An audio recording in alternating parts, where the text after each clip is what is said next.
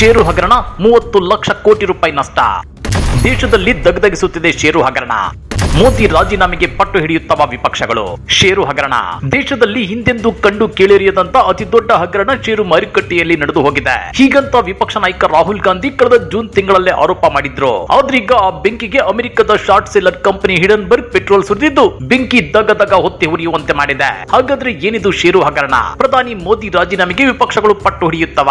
ಅದನ್ನ ಡೀಟೇಲ್ ಆಗಿ ತೋರಿಸ್ತೀವಿ. ಆದ್ರೆ ಅದಕ್ಕಿಂತ ಮೊದಲು ಹಲೋ ಕನ್ನಡ ಯೂಟ್ಯೂಬ್ ಚಾನಲ್ ಅನ್ನ ಸಬ್ಸ್ಕ್ರೈಬ್ ಮಾಡ್ಕೊಳ್ಳಿ. ಹಾಗೇನೆ ಪಕ್ಕದಲ್ಲಿರೋ ಬೆಲ್ ಬಟನ್ ಅನ್ನು ಪ್ರೆಸ್ ಮಾಡಿ. ಅದು ಒಂದಲ್ಲ ಎರಡಲ್ಲ, ಬರೋಬ್ಬರಿ 30 ಲಕ್ಷ ಕೋಟಿ ರೂಪಾಯಿ ಹಗರಣ. ಲೋಕಸಭಾ ಚುನಾವಣೆ ಫಲಿತಾಂಶ ಪ್ರಕಟವಾದ ನಂತರ ಜೂನ್ 4ರಂದು ಷೇರು ಮಾರುಕಟ್ಟೆಯಲ್ಲಿ ಭಾರಿ ಕುಸಿತ ಕಂಡು ಬಂದಿತ್ತು. ಈ ಭಾರಿ ಕುಸಿತದ ಹಿಂದೆ ದೊಡ್ಡ ಹಗರಣದ ಕಾರಣವಿದೆ ಅಂತೇಳಿ ಲೋಕಸಭಾ ವಿಪಕ್ಷ ನಾಯಕ ರಾಹುಲ್ ಗಾಂಧಿ ಗಂಭೀರ ಆರೋಪ ಮಾಡಿದ್ರು. ಜೊತೆಗೆ ಈ ಹಗರಣದಿಂದ ಹೂಡಿಕೆದಾರರ 30 ಲಕ್ಷ ಕೋಟಿ ರೂಪಾಯಿ ನಷ್ಟಕ್ಕೆ ಕಾರಣವಾಗಿದ್ದು, ಇದರ ಬಗ್ಗೆ ಜಂಟಿ ಸದನ ತನಿಖೆ ನಡೆಸಬೇಕೆಂದು ಆಗ್ರಹಿಸಿದ್ರು. ನಿಮ್ಗೆ ಗೊತ್ತಿರಲಿ, ಜೂನ್ 1ರಂದು ನಡೆದ ಮತದಾನೋತ್ತರ ಸಮೀಕ್ಷೆ ನಂತರ ಷೇರು ಮಾರುಕಟ್ಟೆಗಳು ಭಾರಿ ಏರಿಕೆ ಕಂಡಿದ್ವು.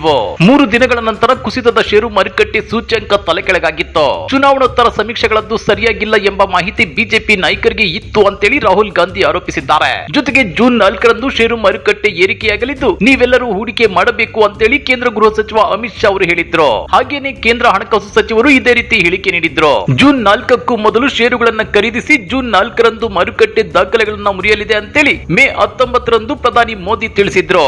ಈ ರೀತಿ ಪ್ರಧಾನಿ ಮತ್ತು ಗೃಹ ಸಚಿವರು ನಿರ್ದಿಷ್ಟ ಹೂಡಿಕೆ ಸಲಹೆಯನ್ನ ನೀಡಿದ್ದು ಯಾಕೆ? ಈ ರೀತಿ ಹೂಡಿಕೆ ಸಲಹೆಗಳನ್ನ ನೀಡುವುದು ಅವರ ಕೆಲಸವಾ ಅಂತೇಳಿ ರಾಹುಲ್ ಗಾಂಧಿ ಕಳೆದ ಜೂನ್ ನಲ್ಲೇ ಪ್ರಶ್ನೆ ಮಾಡಿದ್ರು. ಷೇರು ತಿರುಚಿದ ಆರೋಪದ ಮೇಲೆ ಸೆಬಿಯಿಂದ ತನಿಖೆ ಎದುರಿಸುತ್ತಿರುವ ಸಮೂಹದ ಮಾಧ್ಯಮಕ್ಕೆ 2 ಬಾರಿ ಸಂದರ್ಶನಗಳನ್ನ ನೀಡಲಾಗಿದೆ. ಎಕ್ಸಿಟ್ ಪೋಲ್ಗಳನ್ನ ಘೋಷಿಸುವ ಒಂದು ದಿನ ಮೊದಲು ಹೂಡಿಕೆ ಮಾಡಿ 5 ಕೋಟಿ ವೇತನದಾರರಿಗೆ ವಂಚಿಸಿ ಸಂಶಯಾಸ್ಪದ ವಿದೇಶಿ ಹೂಡಿಕೆದಾರರು ಲಾಭ ಮಾಡಿಕೊಂಡಿದ್ದಾರೆ. ಇವರಿಗೂ ಬಿಜೆಪಿಗೂ ಹಾಗೂ ನಕಲಿ ಎಕ್ಸಿಟ್ ಪೋಲ್ಗಳನ್ನ ನೀಡಿದ ಸಂಸ್ಥೆಗಳಿಗೂ ಏನ್ ಸಂಬಂಧ ಅಂತೇಳಿ ರಾಹುಲ್ ಗಾಂಧಿ ಪ್ರಶ್ನೆ ಎತ್ತಿದ್ರು. ನಾವು ಈ ಬಗ್ಗೆ ಜೆಪಿಸಿ ತನಿಖೆ ನಡೆಯಬೇಕಂತ ಒತ್ತಾಯಿಸುತ್ತಿದ್ದೇವೆ. ಇದು ಅತಿ ದೊಡ್ಡ ಹಗರಣ ಅಂತ ನಮಗೆ ಮನವರಿಕೆಯಾಗಿದೆ. ಭಾರತೀಯ ಚಿಲ್ಲರೆ ಹೂಡಿಕೆದಾರರಿಗೆ ವಂಚಿಸಿ ಯಾರೋ ಸಾವಿರಾರು ಕೋಟಿ ರೂಪಾಯಿಗಳನ್ನ ಸಂಪಾದಿಸಿದ್ದಾರೆ. ಪ್ರಧಾನಿ ಮೋದಿ ಮತ್ತು ಕೇಂದ್ರ ಗೃಹ ಸಚಿವ ಅಮಿತ್ ಶಾ ಖರೀದಿಗೆ ಸೂಚನೆ ನೀಡಿದ್ರು. ಹೀಗಾಗಿ ಜಂಟಿ ಸಂಸದೀಯ ಸಮಿತಿಯ ಮೂಲಕ ತನಿಖೆ ನಡೆಸುವಂತೆ ನಾವು ಒತ್ತಾಯಿಸುತ್ತೇವೆ ಅಂತ ಹೇಳಿದ್ರು. ಆದ್ರೆ ಆಗ ರಾಹುಲ್ ಗಾಂಧಿ ಅವರ ಹೇಳಿಕೆಯನ್ನ ಭಾರತೀಯ ಮಾಧ್ಯಮಗಳು ಗಂಭೀರವಾಗಿ ತೆಗೆದುಕೊಂಡಿರಲಿಲ್ಲ. ಈ ಸುದ್ದಿಯನ್ನು ಹೆಚ್ಚು ಹೈಲೈಟ್ ಮಾಡಿರಲಿಲ್ಲ. ಆದ್ರೀಗ America short seller company Hindenburg ಕೊಟ್ಟಿರೋ ಸ್ಟೇಟ್ಮೆಂಟ್ ಕೇಂದ್ರ ಬಿಜೆಪಿ ಸರ್ಕಾರದ ಬುಡಕ್ಕೆ ಬಂದು ಬಿದ್ದಿದೆ. ಹೌದು ವೀಕ್ಷಕರೇ, ಭಾರತೀಯ ಷೇರುಪೇಟೆ ನಿಯಂತ್ರಣ ಮಂಡಳಿ ಅಂದ್ರೆ ಸೆಬಿ ಅಧ್ಯಕ್ಷೆ ಮಾಧವಿ ಬುಚ್ ಮತ್ತು ಅವರ ಪತಿ ಅದಾನಿ ಷೇರು ಹಗರಣದಲ್ಲಿ ಭಾಗಿಯಾಗಿದ್ದಾರೆ ಅಂತೇಳಿ ಅಮೆರಿಕದ ಶಾರ್ಟ್ ಸೆಲ್ಲರ್ ಕಂಪನಿ ಹಿಡನ್ಬರ್ಗ್ ಗಂಭೀರ ಆರೋಪ ಮಾಡಿದೆ. ಉದ್ಯಮಿ ಗೌತಮ್ ಅದಾನಿ ಸಮೂಹದ ಸಾಗರೋತ್ತರ ಹೂಡಿಕೆಯಲ್ಲಿ ಮಾಧವಿ ಮತ್ತು ಅವರ ಪತಿ ಪಾಲುದಾರಿಕೆ ಹೊಂದಿದ್ದಾರೆ. ಅದಾನಿ ಅವರು ಮಾರಿಷಸ್ ಮತ್ತು ಇನ್ನಿತರ ದೇಶಗಳಲ್ಲಿ ಹೊಂದಿರುವ ಶೆಲ್ ಕಂಪನಿಗಳ ಬಗ್ಗೆ ತನಿಖೆ ನಡೆಸಲು ಸೆಬಿ ಯಾವುದೇ ಆಸಕ್ತಿ ತೋರದಿರುವುದು ಅಚ್ಚರಿ ಮೂಡಿಸಿದೆ ಅಂತೇಳಿ ಹಿಡನ್ಬರ್ಗ್ ತನ್ನ ಬ್ಲಾಗ್ ಸ್ಪಾಟ್ ನಲ್ಲಿ ಆರೋಪ ಮಾಡಿದೆ. ಮಾಧವಿ ದಂಪತಿ ಹೂಡಿಕೆಯ ಮೂಲ ತಮ್ಮ ವೇತನ ಅಂತೇಳಿ ನಿಧಿಯ ದೃಢೀಕೃತ ಘೋಷಣೆಯಲ್ಲಿ ಹೇಳಿಕೊಂಡಿದ್ದಾರೆ. ಈ ದಂಪತಿಯ ಹೂಡಿಕೆಯ ನಿವ್ವಳ ಮೌಲ್ಯವು 84 ಕೋಟಿ ರೂಪಾಯಿ ಅಂತೇಳಿ ಅಂದಾಜಿಸಲಾಗಿದೆ ಎಂದು ಹೇಳಲಾಗಿದೆ. ಷೇರು ಮಾರುಕಟ್ಟೆಯ ವಾಸ್ತವಿಕ ಬೆಲೆಗಿಂತ ಕೃತಕ ಬೆಲೆಯಲ್ಲಿ ಅದಾನಿ ಸಮೂಹದ ಷೇರುಗಳು ಮಾರಾಟವಾಗುತ್ತಿವೆ ಅಂತೇಳಿ 2023ರ ಜನವರಿಯಲ್ಲಿ ಹಿಡನ್ಬರ್ಗ್ ವರದಿ ಪ್ರಕಟಿಸಿತ್ತು.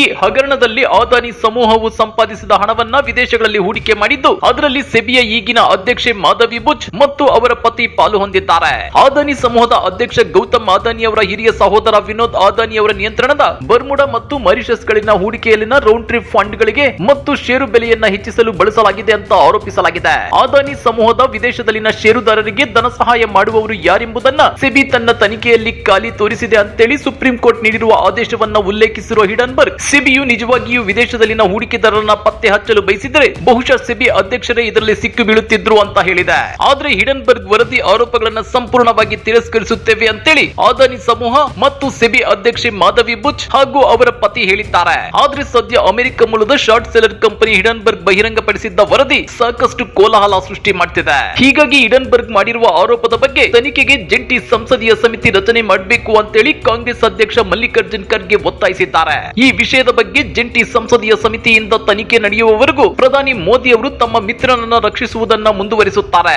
7 ದಶಕಗಳಿಂದ ಶ್ರಮವಹಿಸಿ ನಿರ್ಮಿಸಿರುವ ಭಾರತದ ಸ್ವಾಮ್ಯ ಅಸಂವಿಧಾನಿಕ ಸಂಸ್ಥೆಗಳೊಂದಿಗೆ ಅವರು ರಾಜಿ ಮಾಡಿಕೊಳ್ಳುತ್ತಿದ್ದಾರೆ ಅಂತೇಳಿ ಖರ್ಗೆ ಆರೋಪಿಸಿದ್ದಾರೆ.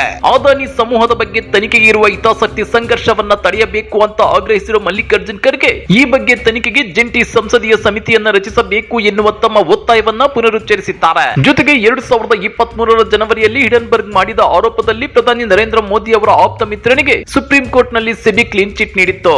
ಆದ್ರೆ ಹೊಸ ಆರೋಪದಲ್ಲಿ ಸೆಬಿಯ ಮುಖ್ಯಸ್ಥರೇ ಭಾಗಿಯಾಗಿದ್ದಾರೆ ಅಂತ ಹೇಳಲಾಗ್ತಿದೆ ಅಂತೇಳಿ ಮಲ್ಲಿಕಾರ್ಜುನ್ ಖರ್ಗೆ ಟ್ವೀಟ್ ಮಾಡಿದ್ದಾರೆ. ಮಧ್ಯಮ ವರ್ಗದ ಸಣ್ಣ ಹೂಡಿಕೆದಾರರು ಕಷ್ಟಪಟ್ಟು ದುಡಿದು ಷೇರು ಮಾರುಕಟ್ಟೆಯಲ್ಲಿ ಹಾಕಿದ ಹಣವನ್ನ ರಕ್ಷಿಸಬೇಕಾಗಿದೆ. ಅವರು ಸೆಬಿಯನ್ನೇ ನೆಚ್ಚಿಕೊಂಡಿದ್ದಾರೆ ಅಂತೇಳಿ ಖರ್ಗೆ ಹೇಳಿದ್ದಾರೆ. ನಿಮಗೆ ಗೊತ್ತಿರಲಿ, ಸೆಬಿ ಎನ್ಎಸ್ಸಿ ಮತ್ತು ಬಿಎಸ್ಸಿಗಳಲ್ಲಿರೋ ಕಂಪನಿಗಳು ತಪ್ಪು ಮಾಡದಂತೆ ಕಾವಲು ನಾಯಿಯ ರೀತಿ ಕೆಲಸ ಮಾಡಬೇಕಿತ್ತು. ಆದ್ರೆ ಈಗ ಸೆಬಿಯ ಅಧ್ಯಕ್ಷರೇ ಅಕ್ರಮದಲ್ಲಿ ಭಾಗಿಯಾಗಿದ್ದಾರೆ ಅನ್ನೋ ಆರೋಪ ಕೇಳಿ ಬಂದಿದೆ. ಹೀಗಾಗಿ ಶ್ರೀಸಾಮಾನ್ಯರು ಷೇರು ಮಾರುಕಟ್ಟೆಯಲ್ಲಿ ಹಣ ತೊಡಗಿಸೋದರ ಬಗ್ಗೆ 1000 ಸಲ ಯೋಚನೆ ಮಾಡುವಂತಾಗಿದೆ. ಹಾಗಾದ್ರೆ ಬಹುಕೋಟಿ ಷೇರು ಅಕ್ರಮದ ವಿರುದ್ಧ INDAA ಪಕ್ಷಗಳು ರುಚಿಗೇಳ್ತಾವ? ಈ ಹಗರಣದ ನೈತಿಕ ಹೊಣೆ ಹೊತ್ತು ಮೋದಿ ತಮ್ಮ ಪ್ರಧಾನಿ ಹುದ್ದೆಗೆ ರಾಜೀನಾಮೆ ಕೊಡ್ತಾರ? ದೇಶದಲ್ಲಿ ಇಷ್ಟು ದೊಡ್ಡ ಹಗರಣ ಸದ್ದು ಮಾಡ್ತಾ ಇದ್ರು ಕಾಂಗ್ರೆಸ್ ನಾಯಕರು ಅದೇಕೆ ಇನ್ನೂ ಬೀದಿಗಿಳಿದು ಹೋರಾಟ ಮಾಡ್ತಿಲ್ಲ? ಕಮೆಂಟ್ ಮಾಡಿ, ವಿಡಿಯೋ ಲೈಕ್ ಮಾಡಿ, ಶೇರ್ ಮಾಡಿ. ಇಂತ ಮತ್ತಷ್ಟು ರೋಚಕ ರಾಜಕೀಯ ಸುದ್ದಿಗಳನ್ನ ಮಿಸ್ ಮಾಡದೆ ನೋಡ್ಬೇಕು ಅಂದ್ರೆ ಹಲೋ ಕನ್ನಡ ಯೂಟ್ಯೂಬ್ ಚಾನೆಲ್ ಅನ್ನ ಸಬ್ಸ್ಕ್ರೈಬ್ ಮಾಡ್ಕೊಳ್ಳಿ.